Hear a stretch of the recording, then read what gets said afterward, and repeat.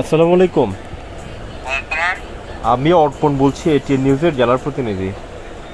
পিপি মহোদয় বলছেন কক্সবাজার? জি জি, আসলে আপনাকে আমার কামরুলও ফোন দিয়েছিল কিছুক্ষণ আগে। ওই যে বৌদ্ধ মন্দির হামলার ঘটনায় যে মামলাগুলো হয়েছে, এগুলোর এই বিষয়টা নিয়ে একটা ইন্টারভিউ দরকার ছিল আর কি আপনার। না, আমাদের এখানে তথ্য যেহেতু আমার কোর্টে নাই মামলাগুলো, এখানে তো এগুলো চিফ জুডিশিয়াল বিভিন্ন আদালতে, আমার কোর্টে একটি মামলাও নাই।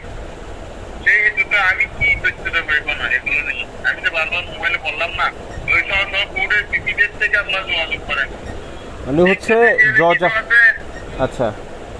অন্যান্য আদালতে কিছু আছে, সব আদালতের পিপিদের সাথে তথ্য নেন।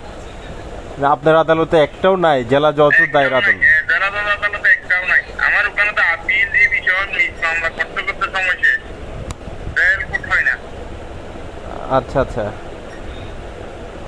আচ্ছা, ঠিক আছে। ওকে ওকে।